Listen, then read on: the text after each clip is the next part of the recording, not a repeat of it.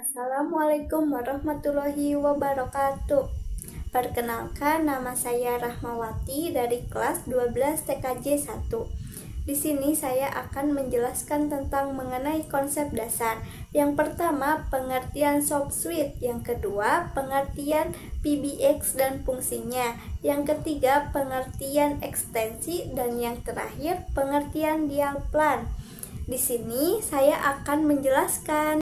SoftSuite adalah sistem berbasis perangkat lunak yang digunakan untuk mengelola, mengarahkan, dan mengontrol panggilan suara, video, atau data melalui jaringan IP Vault.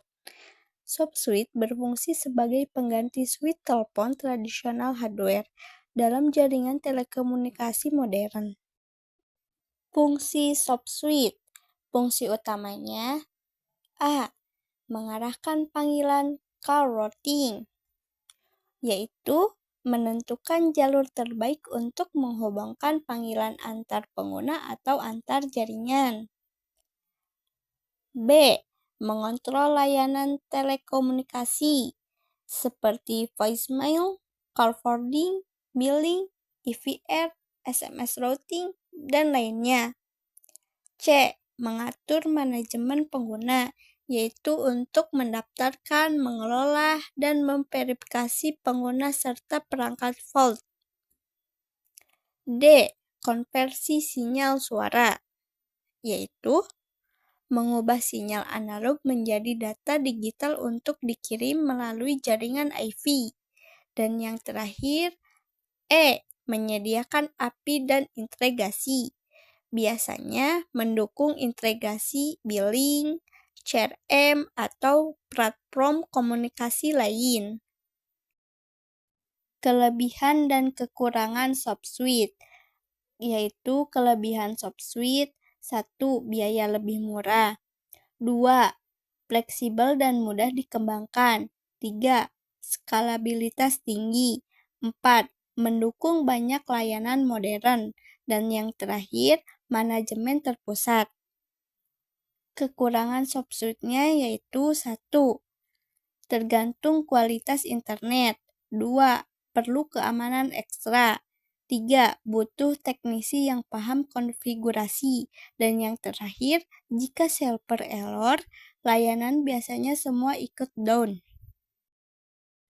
Dan ada juga kebutuhan instalasi server SoftSuite yang meliputi perangkat keras, komputer atau server yang mempunyai jaringan stabil. Perangkat lunaknya sistem operasi seperti Linux, aplikasi SoftSuite, serta Asterix atau FreeSuite, softphone, virtualisasi, dan perangkat pendukung headset, IP phone, gateway, dan modem. Kebutuhan perangkat keras hardware. Yang pertama, komputer atau server. Kedua, koneksi jaringan. Ketiga, sound card. Dan keempat, gateway.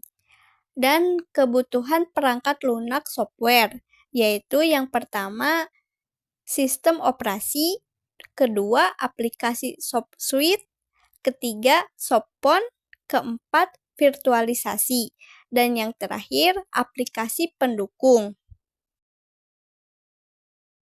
Kedua, pengertian PBX dan fungsinya. PBX, Private Brand Exchange, adalah sistem telepon internal dalam sebuah perusahaan yang menghubungkan antar pegawai dan mengatur panggilan keluar. PBX berfungsi sebagai sentral telepon milik perusahaan sendiri. Fungsi PBX. Yang pertama, menghubungkan telepon internal antar pegawai. Kedua, membagi satu nomor utama ke banyak extension. Ketiga, mengatur panggilan masuk, transfer, hold, dan voicemail. Keempat, mengatur panggilan keluar lewat jalur telepon perusahaan.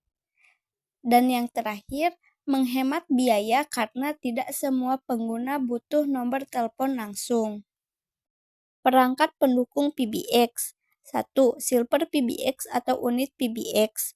yaitu perangkat utama yang mengelola semua panggilan, routing, extension, dan fitur telepon. 2. Telepon analog atau IP phone, yang digunakan oleh pengguna untuk melakukan panggilan, dan jika PBX analog ke telepon analog, dan jika IP PBX ke IP phone. 3. Switch atau hub untuk IP PBX, yaitu untuk menghubungkan IP phones dan server PBX dalam jaringan LAN. 4.